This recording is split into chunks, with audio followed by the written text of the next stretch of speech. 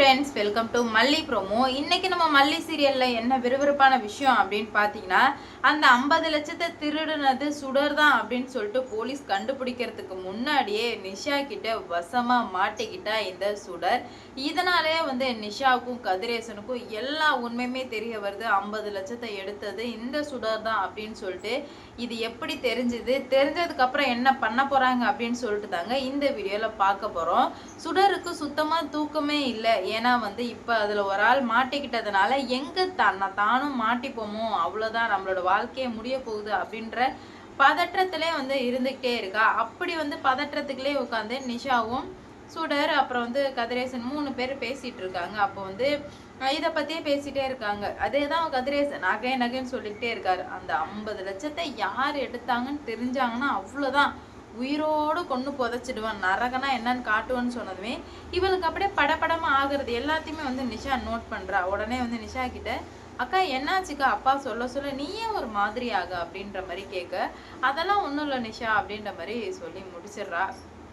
ஆனா பாத்தீங்கன்னா அவளுக்கு நல்லாவே தெரியும் இது எல்லாத்தையுமே பண்ணது நம்ம மாட்ட போறோம் அப்படின்ற மாதிரி தெரியவுமே இதுல இருந்து எப்படியாச்சும் தப்பிக்கணும் அப்படின்றதுக்காக 3 பேர் பேசிட்டே இருக்கும்போது கிளம்பி போயிடுறா. ஒரு நிமிஷம் இருங்க நான் போறேன்னு சொல்லிட்டு இப்ப போவ மூஞ்சில குபீர்னு வேர்த்தது எல்லாத்தையுமே நோட் பண்ண நிஷா, ஒரு நிமிஷம் இருங்கப்பா அப்படின்னு சொல்லிட்டு இவ போயிட்டு ரகு கிட்ட போன் பேச போவோமே நிஷா ஜன்னல் வழியா போய் பாக்குறா. அப்பதான் ரகு, எனக்கு நாளுக்கு நாள் பயம் அதிகமாயிட்டே இருக்கு ரகு, கதிரேசன் வேற என்னென்னமோ சொல்றான், அவன் என்ன கண்டிப்பா கொல்லதான் போறான் ரகு அப்படின்ற மாதிரி சொல்ல, என்னாச்சு சுடர், எதுக்காக நீ இப்படி பயந்துகிட்டு இருக்க அப்படின்ற மாதிரி கேட்க, வேற என்ன, போலீஸ் மட்டும் அவனை பிடிச்சிட்டாங்க அப்படின்னா அவன் கண்டிப்பா என்ன சொல்லிடுவான் அப்படின்ற மாதிரி சொல்லவுமே, அதெல்லாம் சொல்ல மாட்டான் சுடர், நீ ரொம்ப ஸ்ட்ரெஸ் ஆகாத, ஃப்ரீயா விடு அப்படின்ற மாதிரி சொல்றாங்க.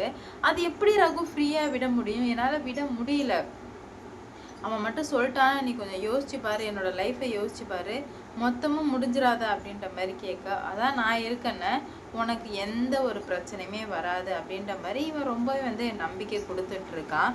இது எல்லாத்தையுமே இவ பார்த்துட்டு இருக்கா. எதுக்காக அக்கா யார்கிட்டே பயமா இருக்கு, அக்கா நம்ம அப்பாவை பற்றிலாம் பேசுகிறாளே அப்படின்னு சொல்லிட்டு இவ பார்த்துட்டு இருக்க.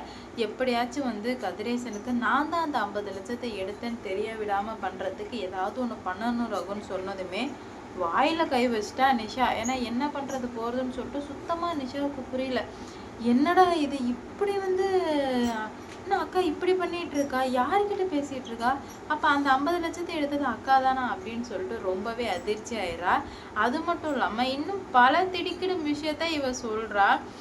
நீ என்ன பண்ணிடு, மல்லியை கடத்திட்டு, மல்லியை கடத்தணும் அப்படின்னா இந்த கேஸ் கொஞ்சம் தள்ளி போகும், அதுக்குள்ளாண்டி நம்ம அவனை வேற எங்கேயும் வெளிநாட்டுக்கு அனுப்பிடலாம். அது மட்டும் இல்லாமல் இந்த மல்லியை கொலை பண்ணினாலும் நம்ம லைஃப் செட்டில் ஆகிடும், அவளை கொலை பண்ணிடு ரகு அப்படின்ற மாதிரி என்னென்னமோ சொல்லவுமே நிஷாவுக்கு படபடன்னு ஆகுது. என்னடா இது, இவ என்னென்னமோ சொல்லிட்டு இருக்காளே, அப்போ உண்மையிலுமே இவ ரேணுகா கிடையாதா, இவ ஏன் அக்கா கிடையாதா, அப்போ மல்லி சொன்ன மாதிரி இவ சுடர் தானா அப்படின்னு சொல்லிட்டு நிஷாவுக்குள்ள 1000 கேள்வி.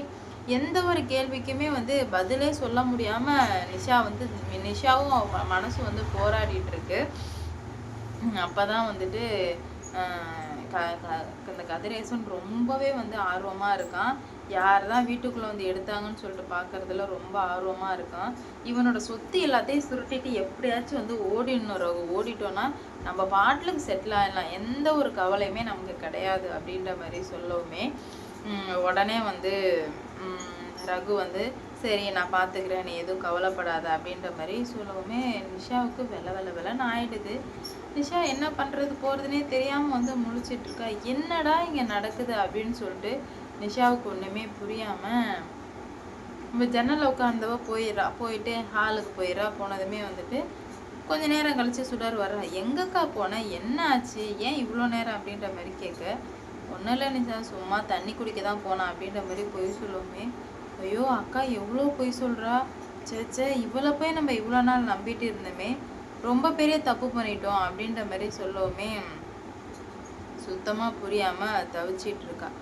ஏதோ தப்பு நடக்குது, இப்படியே விட்டு வச்சுட்டே இருந்தால் சரி வராது, எல்லாத்தையுமே நம்ம தான் சரி பண்ணி ஆகணும் அப்படின்ற மாதிரி அவளுக்கு தோணுது. ஆனால் அதை எப்படி சரி பண்ணுறதுன்னு தெரில. நிஷா நோட் பண்ணிடுறாரு கதிரேசன். என்னாச்சுமா, ஏன் ஒரு மாதிரியா இருக்கு அப்படின்ற மாதிரி கேட்க, அதெல்லாம் ஒன்றும் இல்லைப்பா அப்படின்ற மாதிரி சொல்ல, இல்லையே நீ ஒரு மாதிரியாக இருக்கிய, ஒரு மாதிரி வாட்டை வாங்கின மாதிரியே இருக்கியம்மா அப்படின்ற மாதிரி சொல்கிறாரு. இல்லைப்பா ஒன்றும் இல்லை விடுங்க, எனக்கு ஒன்றுமே புரியல என்ன நடக்குது போகுதுன்னு சுத்தமாக எனக்கு புரியலப்பா அப்படின்ற மாதிரி சொல்ல, என்னதாம்மா ஆச்சு, ஏன் நீ இவ்வளோ குழம்பி போயிருக்கு, என்னன்னு சொல்லு அப்படின்ற மாதிரி கேட்க, ஒன்றும் இல்லைப்பா அப்படின்ற மாதிரி மட்டும் சொல்லிக்கிட்டு இருக்கா. நிஷா நிறைய யோசிக்க ஆரம்பிக்கிறா. அப்போ தான் அவளுக்கு எல்லா உண்மையுமே புரிய வருது. ஆகா, இது இவ்வளோ பெரிய வில்லத்தனமாக போய் முடிஞ்சிடுச்சு, இதுக்கு மேலே இவளை நம்புறது வேஸ்ட்டு, எல்லாமே வந்து வேஸ்ட்டு, இதுக்கு மேலே நம்ம இங்கேருந்து எப்படியாச்சும் வந்து மூவ் ஆன் ஆகியே ஆகணும் அப்படின்ற மாதிரி நல்லாவே வந்து புரிஞ்சுக்கிறான். ஆனால் எப்படி மூவ் ஆன் ஆகிறது எந்த ஒரு விஷயமே அவளுக்கு புரியலை. அப்போ தான் வந்து நிஷா ஒரு முடிவு எடுக்கிறா.